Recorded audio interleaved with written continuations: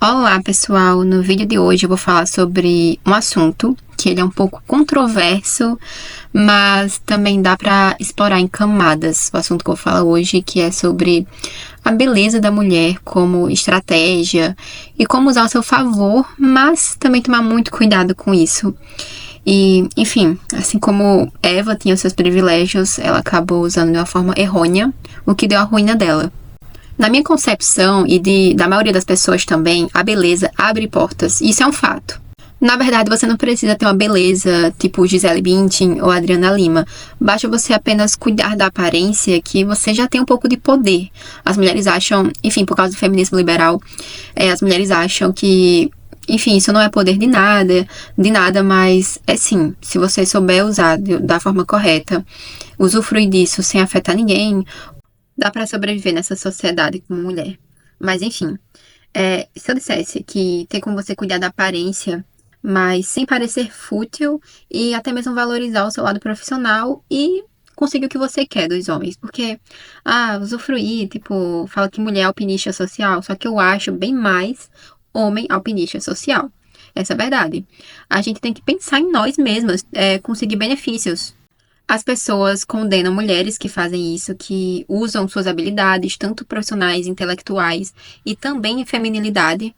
E olha, eu não digo feminilidade que a gente vem vendo ultimamente, que teve essa onda de mulheres com lacinhos, que remetem à infantilidade. Não, estou dizendo o poder de ser mulher.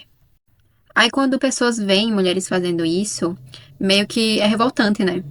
Isso é o papel de gênero, né? Tipo, se o homem usufrui do fato de ser homem, privilégios que ele consegue por ser homem, benefício da dúvida, por exemplo, não tem problema. Agora, quando é mulher que usa algumas coisas a favor dela, não é legal. A aparência pode ser uma aliada da mulher. E a gente sabe que a primeira impressão é a que fica e a mais importante. Porque no mundo machista que a gente vive, não importa se você é extremamente inteligente e profissional, até mesmo uma boa esposa, o homem, ou até mesmo outras mulheres também, vão ver você pela aparência que você tem. Tem algumas pessoas que falam, eu sofro preconceito, sou excluída por ser bonita demais. Só que, na verdade, você é também uma habilidade social. Você saber agradar os outros, sabe? Aparência não é tudo, como eu falei, é a primeira impressão. Mas eu diria que, por exemplo, no casamento, a gente vê tanto homens que se casam com mulheres, acham que ela vai ser jovem para sempre, vai ter aquela aparência jovem para sempre, bonita e, enfim, o padrão. Mas quando elas envelhecem, eles deixam de gostar delas, deixam de dar valor a elas, porque elas envelheceram. E isso também não implica. O problema não é com a mulher em si, né? Ninguém pode ser impeço de envelhecer. Na verdade, isso é um problema. É a crise da masculinidade, em que os homens não conseguem se envolver emocionalmente com outro ser que não seja homens. Homens são homoafetivos. Vocês sabiam que existem estudos de psicologia social que mostram que as pessoas formam impressões nos primeiros 7 segundos de interação? Por isso que postura, aparência e o modo de você gesticular, se portar em público, conta muito. Não pense que, não tô num ambiente formal aqui, tô no ambiente do dia a dia, ninguém vai reparar o que eu faço, como eu me porto, como eu me comunico com as pessoas. Gente, palavrão principalmente, é o que mais decai a imagem, não só de mulher, porque eu acho que de todo mundo que fala palavrão, gente, é a coisa mais feia que tem. Acaba demais com a imagem da pessoa. A pessoa pode estar extremamente arrumada. Por exemplo, eu sigo uma blogueira no Instagram que ela é blogueira de moda. E eu gosto de moda.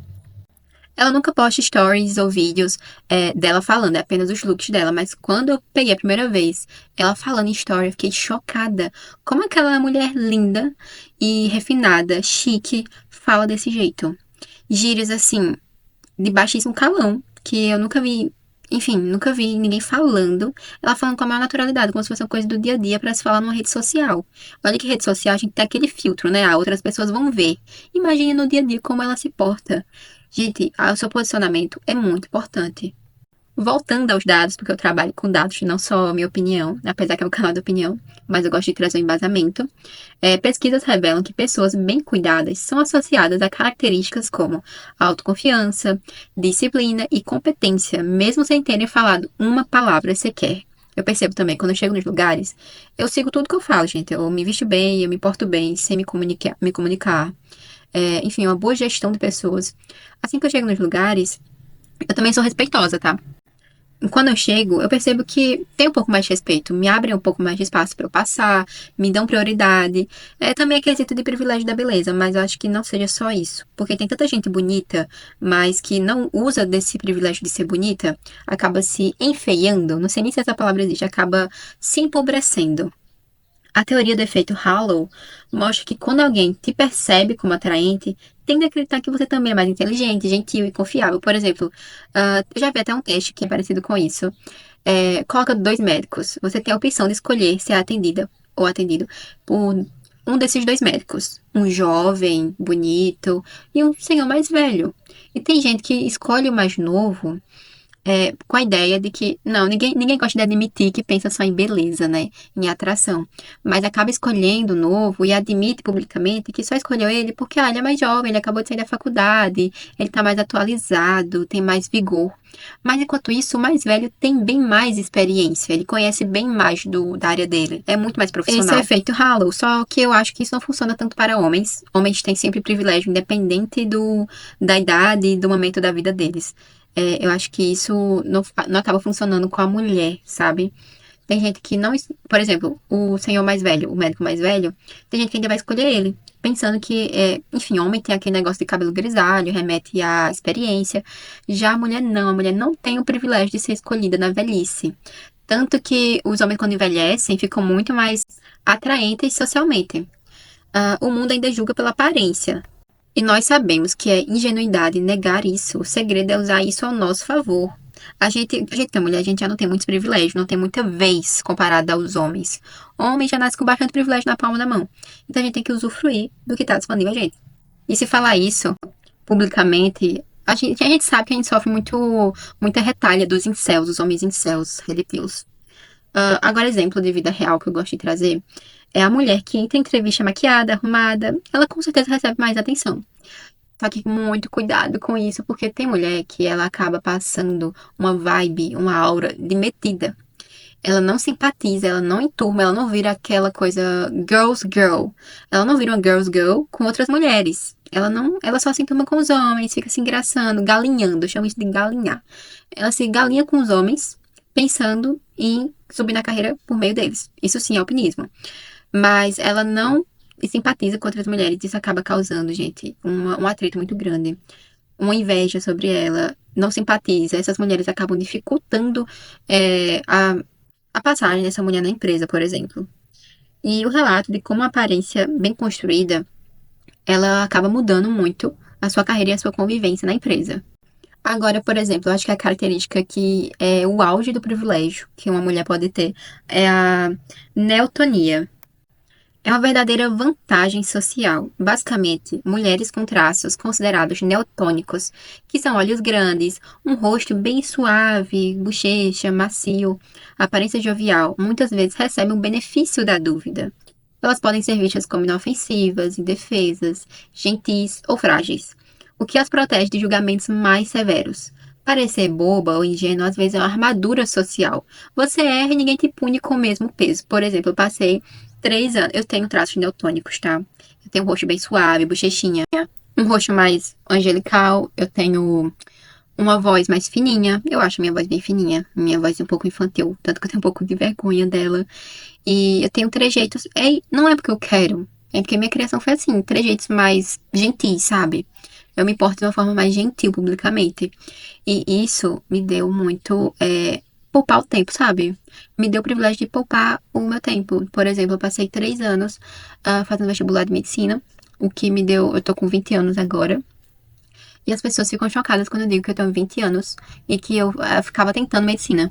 Porque para a maioria das pessoas, 20 anos já é um momento de você estar decidida, ou estar pelo menos com a metade da vida encaminhada, estar trabalhando. E as pessoas ficavam, nossa, você tem 20 anos, eu achava que tu tinha 15, 16, no máximo 17. E as pessoas deixavam passar que eu tava meio que atrasada pra vida. Porque, né, tem sempre alguém pra julgar, né? Se a gente tá atrasado na vida. Tá atrasado pra isso, tá atrasado pra aquilo. Bom, eu demorei pra entender que beleza não é só sobre ser bonita. Claro que você ser bonita estilo padrão abre muitas portas. se você não sabe usar disso, se você não fez uma vida, não fez uma carreira, você, quer dizer, eu digo assim, não é que você fez na base disso, mas que você usou como uma impulsão, sabe? Impulsionou você. O importante também é você cuidar da sua aparência. Não ser só bonita, mas cuidar da sua aparência. Mostrar que você tá sempre com as unhas feitas, cabelo arrumado, uma roupa bonita que valoriza você. Você tá sempre maquiada, mesmo que seja uma coisinha leve, mas não ficar mostrando que você tem melasma, tem manchas no rosto. Enfim, buscar tratamento dermatológico. Eu faço tratamento dermatológico pra acne. E, gente, eu já calculei, eu acho que eu já gastei quase R$ 6.000 de tratamento pra pele. E valeu super a pena. Tem gente que acha, fulaninho não se cuida e tal, porque não usa maquiagem. Mas, gente, essa pessoa não precisa de maquiagem, porque ela já gastou muito dinheiro com a pele. E eu já vi uma mulher que ela tem quase o preço de um apartamento no rosto. Então, mostrar que você tá sempre cuidando da sua aparência, mostra que você tem cuidado, que você tem controle. E não tem coisa mais atraente, tanto para relacionamento quanto profissionalmente, uma pessoa que é confiante e tem controle das coisas.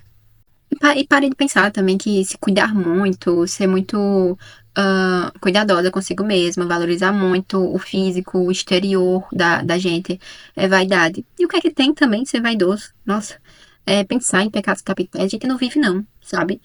A divisão de céu e inferno é uma coisa tão distópica, porque quem vai pro céu é quem não comete nenhum pecado, nem os pecados mortais, nem os pecados mais leves.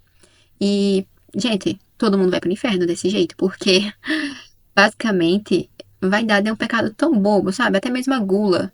Gente, a gula. Pelo amor de Deus, você comer um pouquinho a mais. E a avareza. Nossa, eu também pratico avareza, porque eu gosto de economizar meu dinheirinho e tal, usar as coisas até acabar, comprar só na necessidade. Então, tire da cabeça isso de vaidade. E seja vaidosa mesmo, porque isso abre portas. Então, vai vir gente falar assim. A beleza não deveria importar, o que conta é o conteúdo da pessoa. Nossa, isso também é muito importante. Imagina a pessoa que, além de combinou assim, beleza e conteúdo, personalidade, inteligência, é top. Nossa, maravilhoso. Mas a gente vive em um mundo visual e competitivo. Então a gente tem que vender o nosso produto.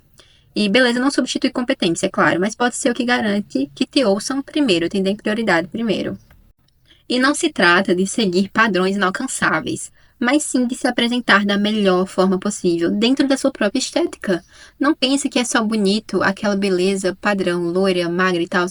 Você consegue ficar linda e valorizada dentro do seu padrão. Você tem um padrão totalmente diferente, uma estética, um padrão de beleza parecido com o indígena. Tem como valorizar isso e ficar mais bonita ainda.